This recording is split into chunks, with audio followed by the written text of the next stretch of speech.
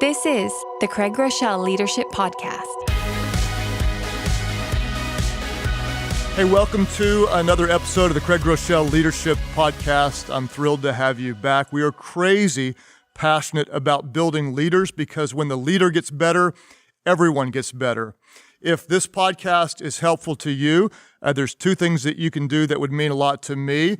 You can rate it or write a review on iTunes. You can also share about it on social media. I am encouraged and grateful for all of you that share on social media. If you're new with us, we release a new podcast the first Thursday of every month. We have the notes available for you if you want to go through the show notes or maybe review them with a friend or the team. You can go to Life.Church/leadership podcast. If you click on the link and ask, if you simply send us your email, we'll email you the notes every single month so you can review them with your team, and those will come automatically if you request those. I love hearing from you. Thank you for the positive feedback. Comments, questions, you can communicate anytime. Drop me an email at leadership@life.church. The big theme for this month is this. We're going to talk about creating an empowering culture. Creating an empowering culture. This month we'll do part 1. Next month we'll do part 2. Before getting to the main theme, I'd love to answer some of your questions, so let's dive into a couple of great questions. Robert emailed this. Robert asked, when making big decisions to add or take away programs or departments from your organization, what are some questions you ask yourself? When making a big decision to add or take away programs, what are some questions you ask yourself? Hopefully, we're adding, and hopefully, we're taking away. We're looking critically at all of our different departments, ministries, products, or whatever, and restructuring or reorganizing all the time. I want to talk specifically about taking away a program, a product, or a ministry. I would argue that most organizations aren't doing too little.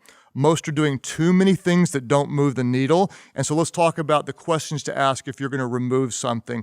I've got 3 for you. The first thing, ask yourself or your team this. Are we genuinely passionate about this program, or are we faking false energy for it? Are we sincerely passionate about it? In other words, if you're promoting a product, if you're promoting some Wednesday night event, if you're promoting something and you don't want to be there, you don't want to do it, you don't really believe in it, there's a real problem. Ask yourself sincerely, do we really believe in this, or are we generating a false and fake energy for it? Number 2, if you weren't doing this program now, what could you be doing instead? This is a really important question. If you were not doing this, what could you be doing instead? And this question is important because almost anyone can make an argument for a current program, ministry, product, or department. There are people who are going to defend what is, and they'll give you a lot of reasons why you should keep doing whatever you're doing. They might say this group likes it, or it's still profitable, or here's a story of someone whose life was changed, or whatever. And those are fair points. Does this product, does this ministry have value? And the answer is yes. But could you create more value by doing something else? You've got a limited amount of time, resources, and energy. If you were focusing your energy in some other area, could you have a higher return on your investment? So the second question is, if you weren't doing this, what else could you do? And the third question to ask yourself is this: if you weren't doing this program or you didn't have this department, would we start it now? Super important question. If we weren't already doing this, would we start it now? If the answer is no, then there's some clarity. Maybe you should drop that program. Let's deal with another question. This is related, and Natalie asked this. How do we grow our team to get them more involved in implementing the ideas we discussed during our meetings? The team already has so much going, they're reluctant to take on new vision. So evidently, Natalie's got some good vision for some new ideas, and the team is resistant to fully engage. The first question I would ask Natalie is this: does your team really have too much going? Because the answer is they might, and that's worth looking at. It's really hard to get excited about something new when you already have too much going on. Before starting something new, sometimes you want to stop something old. So it's really wise to ask yourself, am I overburdening, overtaxing the team? If they aren't doing too much, then I would ask myself a couple of questions. I'd ask myself, do we have a why problem or do we have an ownership problem? Let's start with a why. Do we have a why problem? Before people do the what, they must understand the why. Without the why, the what is really hard to get excited about. So if your team doesn't seem motivated to try something new, ask yourself, do they truly understand why this is critical, why this is so important? Second question, do we have an ownership problem? If every idea is your idea, then your team is executing your vision. If instead the idea is partially their idea, or in other words, they're part of the process of creating the idea, they're more likely to have ownership and see it as their own. If they don't have a passion for the project, I'm asking myself some questions. I'm asking myself, have I not led them to care? Or do I possibly have a wrong person or two on the team? I want to start with myself because before I ever give blame, I take ownership. Very important leadership principle. Before we give blame, we take ownership. Do I need to motivate better?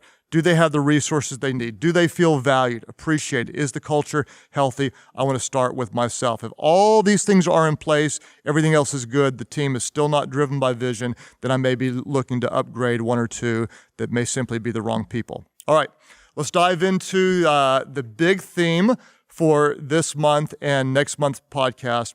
Crazy important subject. I want to talk about creating an empowering culture.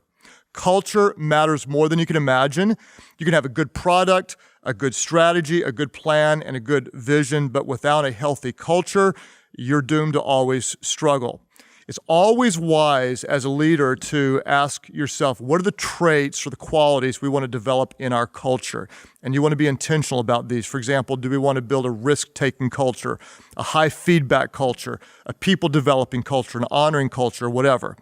I would argue passionately that as a leader, you want to make sure you're developing an empowering culture where you're giving leadership away to other people. I had a question, sometimes somebody asked me, what was the most important decision I made in my leadership? And if you look back through the history of my organization, I lead a bunch of different churches. We've been able to create a lot of new and innovative things. Multi-site, we were on the front end, video teaching, YouVersion Bible app, free resources, church online, a lot of really cool things. People might say that was your most important decision. My most important decision in my leadership was empowering and trusting a guy named Jerry Hurley. That's it. My most important leadership decision was when we had maybe 300 or 400 people coming in a single location. I hired a guy who was previously a district manager for Target. So this was a very capable guy. I was 29 years of age or so. He was 34, 35, had so much more experience than I did. And Jerry came to me one time and said something along the lines of, Craig, you've got great vision, you're capable, but you're not giving away control. And he said very respectfully, very honoring, he said, if you don't let other people lead, you will become the lid to the organization. And he asked me, will you trust me to do what I know how to do? And it was like a very special moment for me because I looked at Jerry and said, yes, that's why I hired you, because I think you're incredibly capable. And so I took my hands off of things that I had owned and controlled for so long. And that was the beginning of the significant growth for our organization. What was the most significant leadership decision I made was when I trusted and empowered a leader. That was the beginning of every good thing in our organization when I was willing to give away control to somebody who was very capable. A key thought, if you're taking notes, I hope you'll jot this down. The key to success in any organization is identifying, developing, and empowering the right people. Let me say it again. The key to success in any organization is identifying, developing, and empowering the right people. Here's the challenge. Most leaders are trying to figure out the right strategy. What's the right strategy? What's the right approach? The best leaders are obsessed with empowering the right people. Let me say that again. Most leaders are trying to figure out the best strategy. The best leaders are obsessed with empowering the right people. Now, where do we find these right people? Remember, we don't find great leaders. We build great leaders. We don't find them. We develop them. Then we empower them and we let them lead. Now, I know that many of our listeners are not Christians or not Jesus followers, and that's totally great. I'm super glad you're a part of our community. As a pastor, I wanted to say from my perspective, the greatest example of empowering leadership is Jesus. When you think about this, Jesus, what did he do? Jesus identified 12 men without a lot of experience, invested his life in them, empowered them, spent 3 years with them, and then he said, go change the world. 3 years of investment. And he said, here's your mission. And this is how he said it, Matthew 28 and 19, if you want to look in a Bible. He said, therefore, go and make disciples of all nations, baptizing them in the name of the Father, the Son, and the Holy Spirit. Teach these new disciples to obey all the commands I've given you, and be sure of this, I am with you always, even to the end of the age. This to me is so amazing. What did Jesus do? He took 12 men, he invested in them, and then what did he do? He said, go, here's your assignment. I trust you to go do it. So here's the big question, and why do I use this text? How do we empower people? This text is known in Christian circles as the Great Commission, and the Great Commission clearly communicates 2 currencies of empowerment. What are the 2 currencies of empowerment? Clarity and trust. The 2 currencies of empowerment are clarity and trust. What do we do? One big thought for today. Next month, we'll cover the next big thought. Big thought number 1 is, how do we empower leaders? Number 1, we communicate with clarity and we extend trust. We communicate with clarity and we extend trust. What was Jesus? He was crystal clear on the what and the where. The what was go and make disciples. The where was all nations. He was clear on the what. He was clear on the where. He was not clear on the how. Why? Because he trusted the disciples. What did he do? He gave clear directions, but he trusted them with the how. He said, he trusted them, you go figure it out. What do we do as leaders? We communicate with clarity and we extend trust. Here's what I want you to accomplish, but you can figure out how to do it because I believe in you. You're the right leader. Here's the what, here's the where, here's the parameters. You figure out the how. The big question you may ask is, well, how do I know if I can trust someone? Ready for this? How do I know if I can trust someone? The best way to figure out if you can trust someone is to trust someone. It's that simple. It's to extend trust, see how it goes, give them some freedom, give them some opportunity. That's what Jesus did. Hey, I've invested in you. I believe in you. I'm leaving this with you. I trust you. This is what Jerry asked me to do. A very capable leader. Will you trust me? When I did, that's when everything changed. So why do we need clarity and why do we need trust? What are the practical applications of how these qualities will play out in our organizations? Here's some bullet point thoughts. If you're taking notes, you can jot this down. Clarity without trust produces fear and inaction. Clarity without trust produces fear and inaction. Second thought, trust without clarity produces work without direction. Trust without clarity produces work without direction. Let's unpack these for a minute. The first one, clarity without trust produces fear and inaction. In other words, if I tell you, this is what I want you to do, but don't trust you, this is going to create an element of fear. For example, if you say, Craig, I want you to do this, but you're always looking over my shoulder, you're always controlling me, what am I going to feel? I'm afraid I'm going to mess up. I don't have confidence. My fear often becomes paralyzing. I don't feel like you really believe in me, so therefore I'm not going to take risks. I know what you want me to do, but I don't believe that you trust me. Clarity without trust produces fear and inaction. I'm not proud of this, but my assistant had a conversation with me not too long ago and said, hey, you always ask me to do something, and then you go and do it yourself. And what does that do? What was I doing? That was not a trust-building action. That was a trust-taking action. I was communicating inadvertently, hey, I've asked you to do this, but I don't trust you to get it done as fast as I want to, so I'm taking it back. And that doesn't create a healthy environment because I was creating a trust-taking communication rather than a trust-building. Ask yourself, am I leading with trust-building actions or trust-taking actions? Let's talk about the next big thought. Trust without clarity produces work without direction. If I trust you, but don't give you clarity, you might be just doing busy work, but not doing the right things.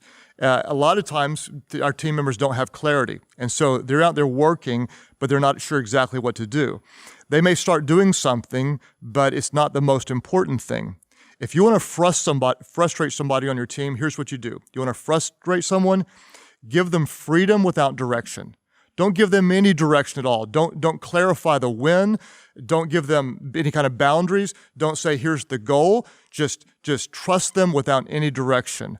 I want to know as a leader that what I'm doing is important and adds value to my organization, so you have to help your team understand the when. Trust without clarity produces work without direction.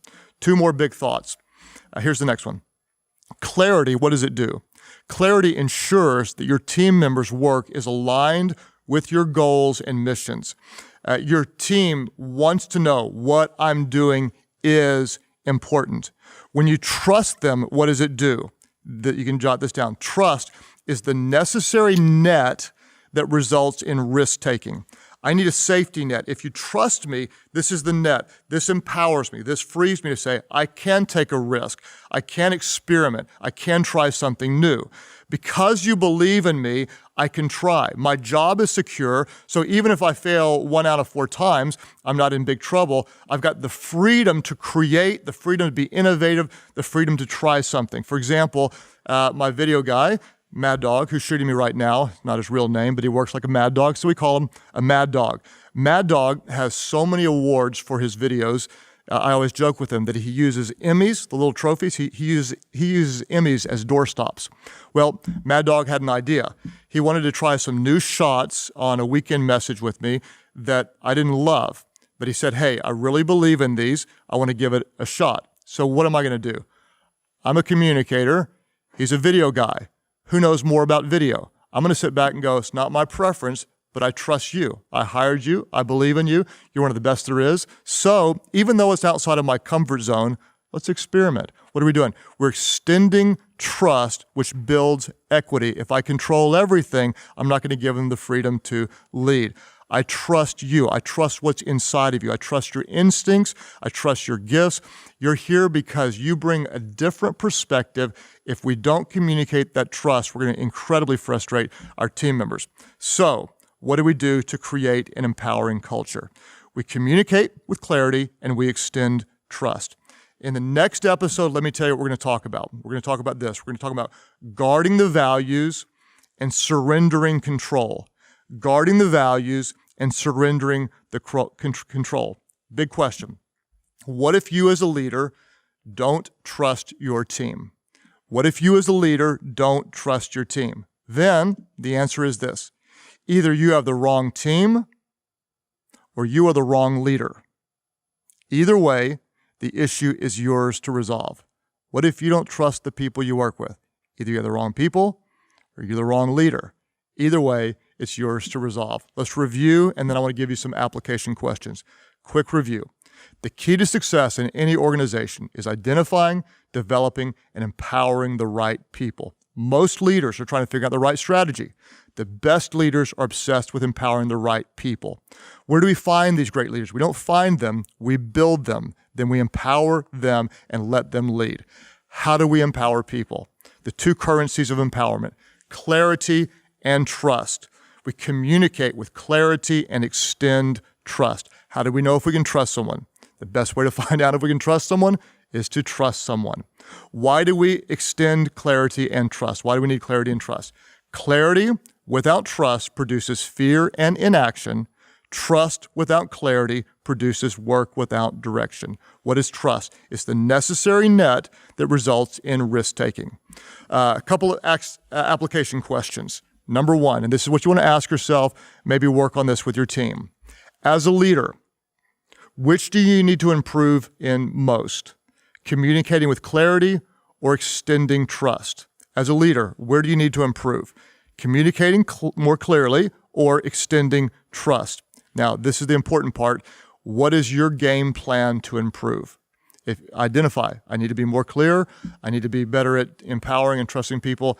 Identify very specifically, what am I going to do differently in order to improve in these areas? A couple suggestions. If it's communicating clearly, You need to make sure exactly what it is that you want to communicate.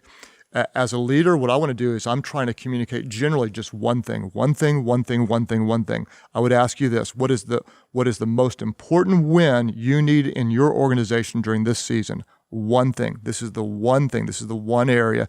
Communicate clearly. This is the one place we need to win. Communicate clearly. Decide on what you want to communicate and communicate clearly. If it's extending trust, you need to trust more. Ask yourself this: why am I holding back? Why am I unwilling or unable to extend trust? And then here's 4 sub-questions to ask yourself. Are my standards too high? Very fair question. You might have way too high standards. Secondly, do I really believe I'm the only one who can do things right? If you really believe you're the only one, you are a limiting factor to your organization. You're full of pride, and you really need to get off your high horse. There are great people all over. If you really, really believe you're the only one who can do things right, surround yourself with better people or get out of leadership. That's insulting.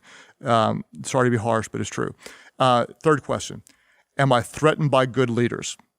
You may say, of course I'm not. But the reality is sometimes people surround themselves by weaker people because they're threatened by strong people. You have to ask yourself honestly, am I threatened by people who are better than I am? You want to surround yourself with people better than you all day long.